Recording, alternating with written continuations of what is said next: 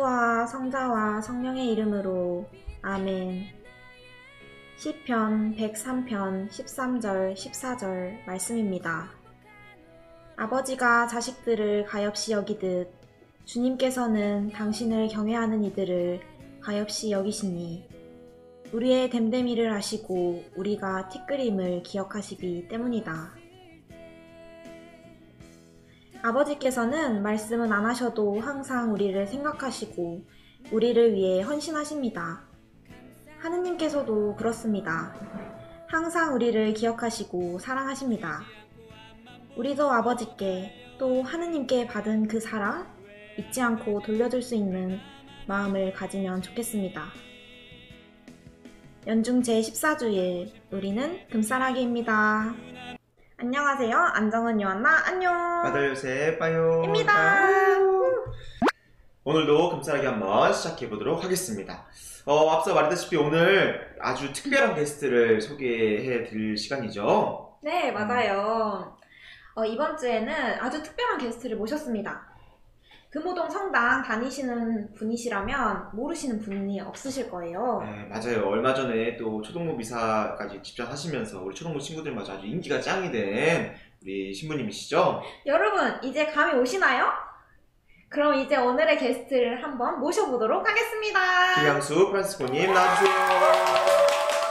네. 우리 청년들이 신부님을 알고는 있지만 조금 더 깊이 알고자 해서 오늘 신부님을 모셨습니다. 우리 금사라기 시청자분들에게 다시 한번 인사 한번 부탁드릴까요? 간단히 자기소개 부탁드리도록 하겠습니다. 보통 여기서는 뭐 빠요, 안요 그래서 좀 재미있게 소개를 해야 하는데 생각해봤더니 저는 프란치스코라 빠푸 하면은 굉장히 이상할 것 같아가지고 좀 금호동 성당의 주임신부로 있는 김양수 신부입니다. 반갑습니다. 네, 반갑습니다. 네. 환영합니다. 네, 좋습니다. 신부님, 오늘이 저희 청년회실 공식 첫 방문이시잖아요. 네, 느낌이나 공식적으로는 소감 그렇습니다. 한번 말씀해 뭐 주시죠. 공식적으로야 처음 방문이지만 뭐 그동안에 몇 번 들어와 보기는 했습니다. 뭐 사실 볼 게 많지가 않잖아요. 좁은 공간이고 없죠? 뭐 새로운 건 없는 것 같습니다. 그래서 오늘 주제는 우리 양수 신부님 알아가기라는 주제로 우리 양수 신부님. 우리 양수 하면 반말 같은 느낌이 들어오는데 네, 친근감을 표현하기 위해. 네, 이 알아가기 이 채널로 해서 저희들이 이제 질문을 몇 가지 준비를 했는데요. 먼저 우리 신부님이 되기 위한 그 여정에 대해서 한번 저희들이 여쭤보고 싶어서 질문을 준비했어요. 예전에 신부님, 제가 잠시 듣기로는 20살 때 바로 대학교에서 신학교를 입학한 것이 아니라 일반 대학교를 다니다가 신학교를 갔다고 얘기를 들었는데 어떻게 이렇게 선택을 할 수 있게 된 계기가 있었는지 알고 싶습니다. 저는 신학교만 늦게 간 것이 아니라 세례 자체를 좀 늦게 받았습니다. 대학생 때 세례를 받았었고 보통 젊었을 때 신앙생활을 해나가고 또 주님과 가까이 지내다 보면 누구나 한 번쯤은 성소에 대해서 생각을 하게 됐죠. 근데 저는 대학교 1학년 때 세례를 받고 나서 이제 성소에 대한 생각을 처음 가지게 되었는데 그게 너무나 서리른 생각인 것 같아가지고 이제 군대 다녀와서 조금 더 생각을 해보자 라고 생각을 했었는데 군대 제대할 무렵이 되니까 제가 군대 생활을 할 때만 해도 대학생들이 그렇게 많지 않았습니다. 그렇죠. 군대에. 그래서 이제 제대할 무렵이 되니까 동기들은 나가서 무엇을 하고 살까 삶에 대한 걱정들을 하더라고요. 근데 대학생들은 복학하면 그만이잖아요. 이제 그런 고민들이 그 친구들에 비해서 너무 적다라는 생각을 하면서 이제 나의 앞으로의 삶에 대해서 좀 생각을 하면서 성소에 대해서 좀 더 깊이 생각하는 계기가 되었었습니다. 이제 그리고 나서 제대를 하고 나서 이제 바로 다시 신학교에 입학을 하려고 준비를 하려고 했었는데 사실 부모님들이 반대가 아주 심했습니다. 그래서 아버지 몰래 아버지 도장을 파가지고 일반대 휴학계를 내고 고향에 내려가서 부모님을 좀 설득하고 또 본당의 추천을 또 받아야 되니까 본당에서 1년 정도 생활을 하고 신학교에 입학했었습니다. 정말 이런 여정이 참 그 스펙타클한 여정으로 이렇게 하셨네요. 고향에 내려가서는 아버지랑 같이 1년간 농사를 지었는데 너무 힘들더라고요. 되게 이야기를 들어보니까 저랑도 공통점이 있는 것 같아요. 세례를 네, 늦게 저도 받았어요. 20살 때 받았거든요. 그랬네. 그럼 혹시 수녀원의 입회를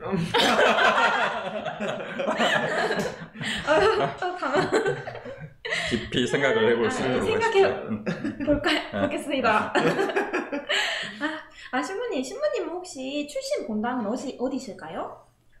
저는 이제 대학 다닐 때 세례를 받았기 때문에 네. 대학교 때는 제가 조선대학교를 다녔습니다. 그래서 지산동에서 세례를 받았고 이제 고향이 제가 해남이기 때문에 이제 부모님이 그곳에 계시고 저도 이제 휴학을 하고 해남 본당으로 내려가서 교족도 해남으로 옮기고 이제 그곳에서 교리교사도 해나가면서 해남 본당 주임 신부님의 추천서를 받아야 되니까 그렇죠. 잘 보여야 되니까 1년간 해남 본당에서 생활을 하고 해남 본당 출신으로 사제서품을 받았습니다. 그러면 교리교사 초등부도 하신 거예요? 이제 해남에서는 다 했죠. 초등부도 하고 중고등부도 하고. 근데 그때는 시골에도 수가 훨씬 더 많았었죠. 아이들의 수들이 굉장히 많았기 때문에 여름 캠프를 가면은 8, 90명 이렇게 가고 그랬습니다. 해남 본당에서. 네. 8, 90. 그때 선생님은 신부님 혼자?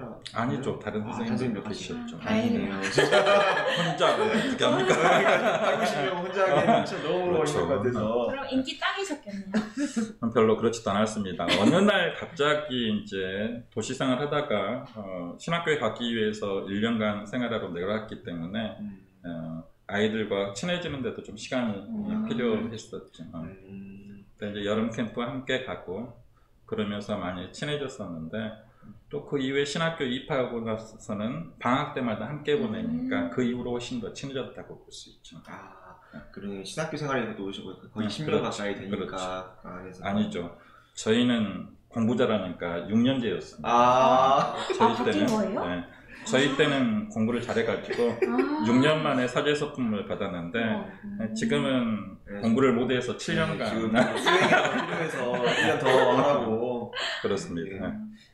그렇게 해서 신부님 본당에서 신학생 시절 거쳐가지고 이제 신부님이 2002년에 신부님이 되셨나요? 네, 그렇습니다. 2002년 월드컵은 신부 때 보았습니다.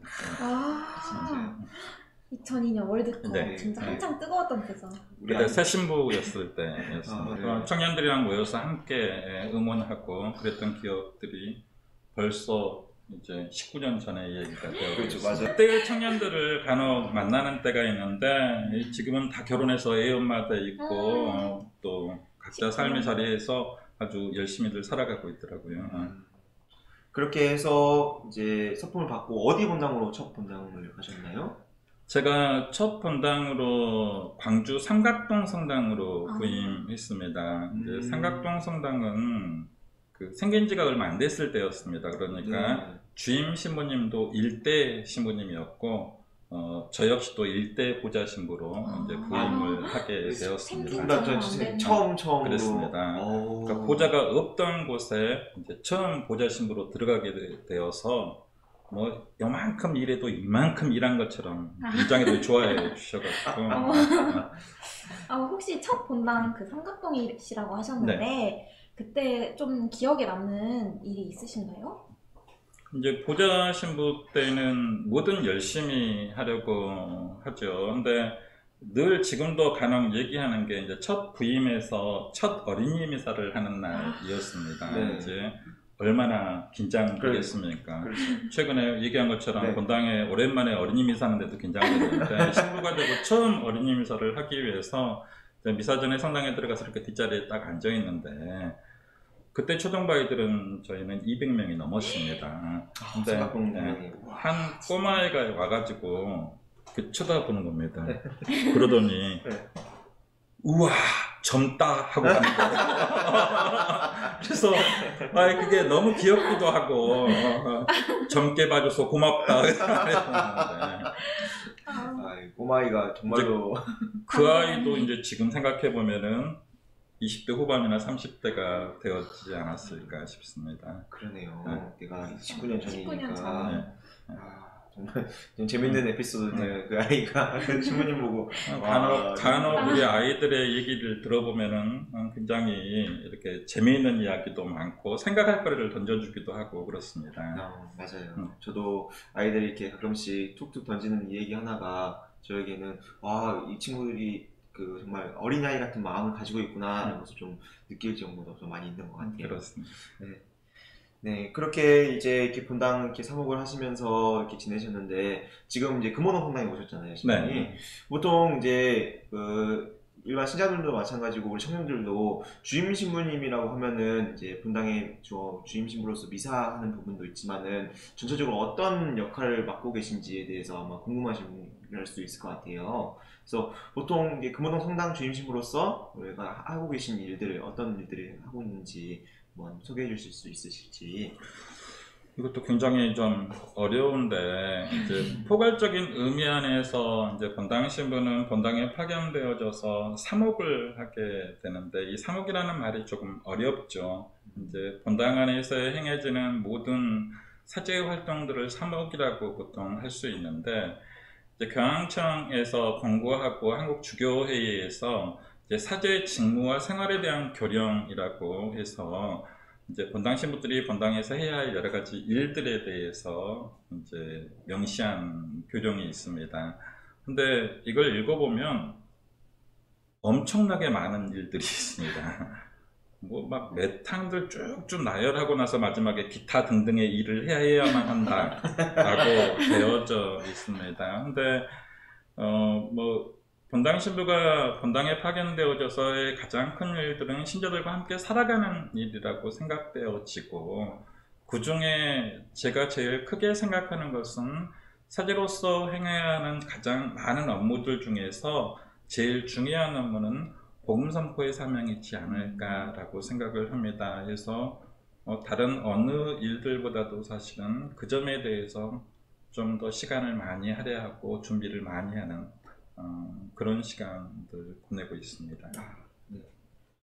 정말 주임 신부님이라고 하면은 사실 이 금호동 성당의 전체 총괄 담당하시는 분으로서 정말 이 성당을 어떻게 함께 살아가야 할지 참 무게를 항상 지고 계실 것 같아요. 저는 그 금호동 보좌 신부인데요.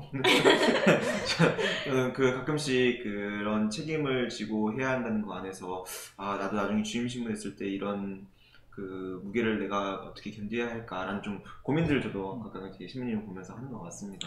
근데 그런 고민들은 뭐 평생 사제로 살아가면서 해야 할 고민이 있지 않을까 싶습니다. 네. 뭐 저 역시도 본당 안에서 뭐 사목회를 하거나 어떤 회의에 함께 들어갔을 때도 우리 교우분들은 그러거든요. 신부가 뭔가를 결정해 주기를 원하시는 때가 많은데 사실은 사제의 역할이 좀 스스로 결정할 수 있도록 만들어주는 것이 좋고 또 그렇지 못할 때는 때로는 뭔가에 가닥을 쳐줘야 하는 때들이 있고 이러한 것들의 기준점들이 사실은 평생 고민해야 할 내가 어디까지 관여를 해야 하고 하는 것들에 대해서는 그때그때 상황도 다르고 또 본당마다의 상황도 다르고 그러하기 때문에 계속 고민을 해야 할 부분이 있지 않을까 싶습니다. 감사합니다. 신부님, 본당 사목뿐만 아니라 농촌 사목도 함께 담당하시고 계시는데 농촌 사목은 어떤 일을 하는 건가요? 네, 제가 겸직으로 맡고 있는 일은 농촌 사목이 아니라 농민 사목이라는 정식 명칭은 농민 사목입니다. 그러니까 이제 정식 저의 명칭은 이제 교구안에서는 농민 사목, 그러니까 그 사회 사목국의 차장 신부로 파견되었고 그 차장 신부의 임무로서는 농민 사목을 전담할 수 있도록 부여받았는데 그러하다 보니까 지금 농민 사목안에서 하는 일이 이제 우리 농촌 살리기 운동 본부라는 그 본부가 있습니다. 네. 이건 전국 단위의 모임이고 또 각 교구마다 또 교구별 우리 농촌 살리기 운동 본부가 있고 그 본부장의 직함을 제가 가지고 오. 있습니다. 아, 본부장님이시군요. 그렇습니다. 아, 그리고 이 우리농촌살리기운동본부는 이제 생산자인 카톨릭 농민회와 소비자인 우리농 생활공동체, 그러니까 각 본당 안에서의 매장에서 봉사해 주시는 교우분들, 이렇게 생산자와 소비자가 한데 어우러져서 이제 우리농촌살리기운동본부를 형성하고 있죠. 그래서 이런 좋은 먹거리들이 농민들에게 생산되어져서 좋은 먹거리가 우리 신자들에게 공급되어지는 일들이 원활하게 진행되어 줄 수 있도록 그런 일들을 하고 있습니다. 네. 정말 그 분당 사업뿐만 아니라 우리 광주교구 안에서는 그 정말 그 농사일을 하시는 분이 정말로 많잖아요. 어떻게 보면 전국 안에서 우리 교구 안에서의 농민들의 그 비율이 제일 높을 건데, 이 겸직을 하시면서 정말 많이 바쁘시겠어요, 지금. 여러 가지로 이제 사실은 그래서 제가 농민들과 함께하는 시간들이 좀 더 많아야 되는데 그러지 못한 부분들이 있어서 죄송한 때들이 많이 있습니다. 근데 우선적으로 이 농민사목이라고 하면 이제 전체 농민들을 다 상대하기는 보면 어렵죠. 근데 이제 이 농사를 짓는 우리 농부들이 하나님의 정신에 입각해서 농사를 지을 수 있도록 하는 것이고, 그 하나님의 정신에 의해서 짓는 농사가 바로 자연과 땅을 살리는 유기농법이기 때문에 카톨릭 농민회에서 생산되어지는 모든 생산품들은 유기농산물들을 생산하고 있는 것이죠. 네, 좋습니다. 네, 이렇게 오늘 신부님께서 하시는 일들, 그리고 지금 담당하고 있는 일들에 대해서 간단하게 얘기 들어봤는데, 마지막으로 우리 신부님께서 이 금호동에 이제 오셔가지고 청년들을 이제 사실 코로나 때문에 많이 얼굴 보지 못했잖아요. 코로나 때문에도 많이 보지 못했지만 네. 안 불러주더라고요. 아이고. 처음 인사할 때는 뭐 한 번씩 불러줄 것처럼 얘기하더니 잘못했다. 불러주질 않더라고요. 네. 예, 이번에 이번 기회를 통해서 또 우리가 함께 모일 수 있는 신부님을 모시고 또 한번 더 좋은 시간 가주셨으면 좋을 것 같고, 마지막으로 혹시 우리 청년들에게 바라고 있는 점이 무엇인지 한번 말씀해 주시면 감사할 것 같습니다. 청년들의 신앙생활이 좀 즐거웠으면 합니다. 근데 마냥 지금 현재에서의 즐거움이 아니라 지금 함께 나가는 이 즐거움이 앞으로의 나의 신앙생활 안에도 도움이 되어줄 수 있는, 지난 삶을 돌아보면 그러지 못한 청년들을 많이 보아왔습니다. 정말 열심히 하고 함께 보냈었는데 이제 삶의 현장으로 나아가서 결혼하게 됐고 또 아이가 생기고 직장 생활을 해나가면서 점점 주님에게서 멀어지는 친구들을 많이 보아왔습니다. 근데 지금 이 현장 안에서의 이 즐거움이 앞으로의 나의 신앙생활을 이어가는 데 있어서도 좀 힘이 되어줄 수 있었으면 합니다. 점점 시간이 지날수록 신앙 안에서도 이제 우리 청년들도 연륜들이 점점 쌓여 나갈 수 있는 그런 기회로 삼을 수 있었으면 좋겠다라는 생각이 듭니다. 네, 좋은 말씀 감사합니다. 오늘 이렇게 인터뷰 마무리하고자 하는데요. 어떠셨어요? 오늘 이렇게 신부님에 대해서 많이 알게 됐고 유익한 시간이었던 것 같아요. 그리고 되게 앞으로는 자주 신부님을 함께하는 시간을 늘려야겠다. 또 말만 이제 약속. 앞으로 잘하겠습니다. 두고 보겠습니다. 네, 앞으로 또 이렇게 즐거운 시간 함께 많은 추억 만들어가길 바라면서 마지막으로 신부님 우리 청년들과 함께 나누고 싶은 신청곡 하나 해주시고 가시면 감사하겠습니다. 네, 미리 좀 신청곡을 하나 준비해달라고 해서 이거 선정을 잘해야 되는데 괜히 완전 또 옛날 노래 선정을 해가지고 완전히 꼰대 소리 들으면 어떨까 싶었는데 또 최근 노래를 제가 아는 게 없어가지고 그래서 우리 청년들과 좀 나누고 싶은 가사를 좀 음미하면서 나누고 싶은 노래가 봉우리라고 하는 노래입니다. 본래는 김민기 씨가 불렀던 노래인데 여러분들께는 좀 더 친숙한 양희은 씨가 부른 봉우리라고 하는 노래 우리 친구들이 한번 들어봤으면 좋을 듯 합니다. 네, 좋습니다. 마지막 우리 인사하고 이 시간 인터뷰 마무리하도록 할게요.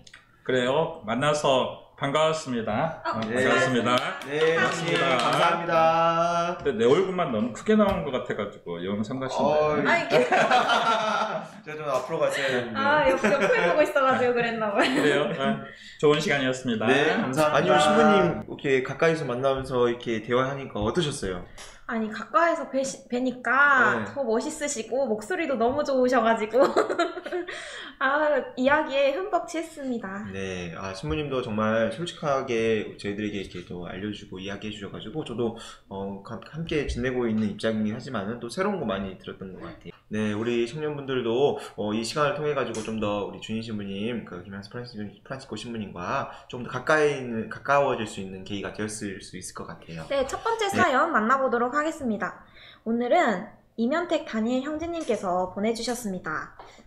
한번 사연 읽어보도록 하겠습니다. 안녕하세요. 저는 금호동 성당 청년회에서 베네딕토 부장을 활동 중인 이면택 다니엘입니다. 오늘은 아버지의 이야기와 소중함을 여러분들께 공유하고 싶어 사연 보냅니다. 가장 가까이 있지만 먼 이름. 늘 그렇듯이 저는 아직도 아버지라는 존재가 높고 가파른 언덕처럼 느껴집니다. 바로 옆에 있어도 일주일에 몇 번 겨우 말하는 정도고 가끔 프로야구 이야기가 나올 때 제가 몇 마디 거듭니다. 하지만 그런 저에게 아버지에 대해 다시 한번 생각해보게 되는 계기가 있었습니다. 어느 날 저는 어머니랑 산책을 같이 나갔습니다. 서로 이런저런 이야기도 하면서 깨끗한 공기도 마실 수 있어 저에게는 신체적, 정신적 건강과 성취감을 느끼게 해주는 유익한 시간이었습니다. 이야기를 하다가 문득 평소 생활 속에 쌓여있는 고충을 털었는데 그게 아버지에 관한 이야기였습니다. 어머니는 아버지가 그동안 겪어왔던 고충과 가정사 이야기를 해주셨습니다. 아버지의 어린 시절 친할아버지와 친할머니가 일찍 돌아가신 이야기는 그 전에도 들었지만 이야기를 들으면서 많은 생각이 들었습니다. 처음 들었을 때는 그냥 그런가 보다 하고 지나친 똑같은 이야기가 나이를 먹을수록 내가 아버지가 된다면 어떤 사람일까? 만약에 아버지 입장이었다면 아버지 입장에서 바라본 저는 어땠을까? 아버지에 관한 많은 것들을 생각해보기 시작했습니다. 그러다가 우연히 유튜브에서 푸른거탑 아버지의 에피소드가 있어 그 영상을 보게 되었습니다. 그중 후반부에 나오는 구절이 인상 깊었는데요. 저에게 정말 많은 생각을 하게 해주었습니다. 그 구절을 여러분들과 공유합니다. 아버지의 마음은 먹칠한 유리로 되어 있다.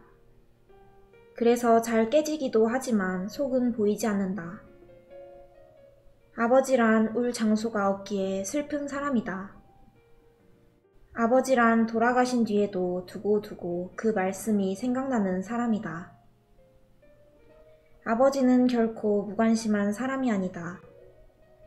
아버지가 무관심한 것처럼 보이는 것은 체면과 자존심과 미안함 같은 것이 어우러져서 그 마음을 쉽게 나타내지 못하기 때문이다. 아버지의 웃음은 어머니의 웃음의 2배쯤 농도가 진하다. 물론 눈물은 10배쯤 될 것이다. 아버지, 뒷동산의 바위 같은 이름이다. 시골 마을의 느티나무 같은 크나큰 이름이다. 저는 되게 인상 깊었던 게 아버지의 마음이 먹칠한 유리로 되어 있다. 이것이 참 공감이 되는 것 같아요.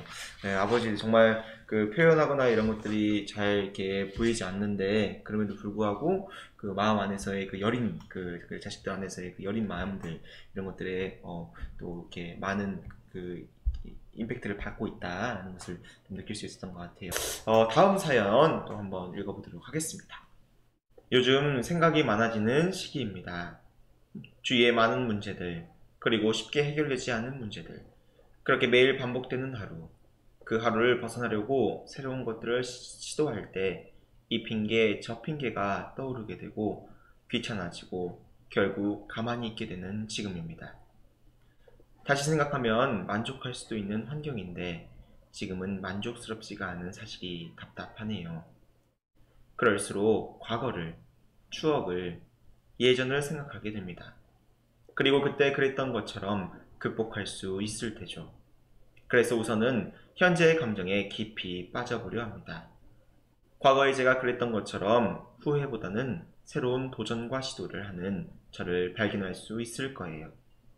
주님께 감사 기도를 다시 드릴 수 있는 그날을 기다립니다. 신청곡은 마이 앤트 메리의 Night Blue입니다.